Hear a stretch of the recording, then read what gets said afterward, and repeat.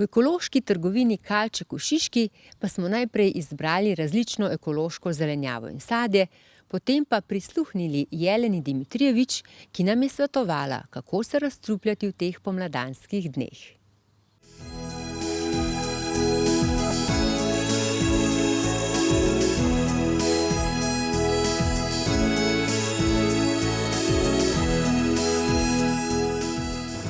Toksemija ali zastrupljenost telesa je v bistvu zastajanje strupov v naših tkivih, v krvi in tudi če se telo vsakodnevno razstruplja samo, to nažalost v časih, v katerih živimo, ni dovolj, ker smo obkroženi strupi, tudi v hrani, v vodi, v zraku, tudi v naših čistilih, v kozmetiki, v oblačilih, v pohištvu, tudi če jemljemo kakšne zdravila, cepiva in tako dalje, tudi elektrosmog. To so vse razlogi, zakaj prihaja do take močne zastrupljenosti telesa in telo rabi dejansko malo podpore, da mu pomagamo, da lažje opravi to nalogo.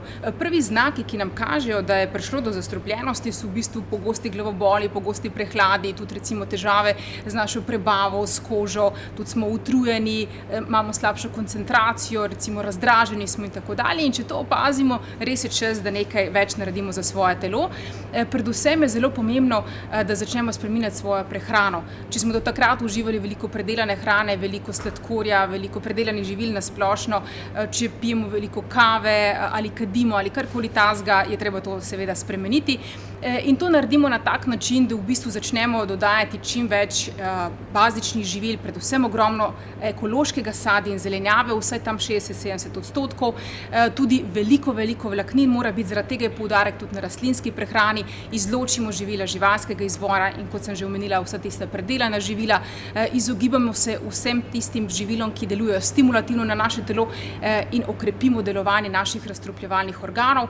Seveda tukaj nam lahko pomagajo različne rastline, kot so recimo vse zelenje, tudi zeleni sokovi, sveže stisnjeni tudi kakšni smuti, ampak lahko tudi dodajamo recimo različne žitne trave, spirulino, klorelo, moringo, tudi vlaknine, kot so recimo indijski trpotec, ki tudi povezo same strupene snovi, ki se nahajajo v našem telesu, ingver, kurkuma, pegasti badelj, izvleček artičoke, vse, kar bo tudi čistilo naša jetra, različni čaj za detoks in tako dalje.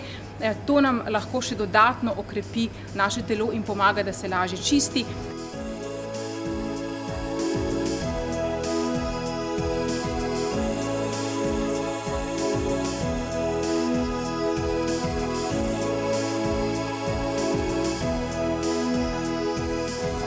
Poleg zdravilnih rastlin, ki nam pomagajo pri samem procesu razstrupljanja, ki bodo pospešili ta proces, lahko izvajamo še druge tehnike, recimo lahko suho krtačenje, knajpanje, tudi gremo v savno, izvajamo masaže, samomasaže, dihalne tehnike.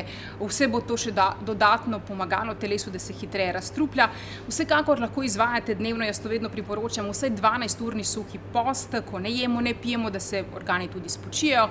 Lahko izvajamo recimo intermitentno postenje ali se odločimo še za ta dodatni korak, to je post ob sokovih, zelenjavnih prevredkih in tako dalje, zato se je seveda treba pripraviti. Če nimamo večjih težav, lahko sami izvajamo celotne tiste kure, lahko pa se posvetujemo recimo s kakšnim detoks specialistom, z nutricionistom, naturopatom, ki nam bo pomagal na tej poti, da lažje pomagamo svojemu telesu, da se očisti. Vsaj 2-krat letno je take kure treba narediti. Ko očistimo svoje telo in ko ga podpiramo na tak način, ko začnemo tudi živeti bolj zdravo, takrat v bistvu si omogočimo boljše življenje, bolj zdravo življenje, več vitalnosti in to si vsak od nas vsekakor zasluži.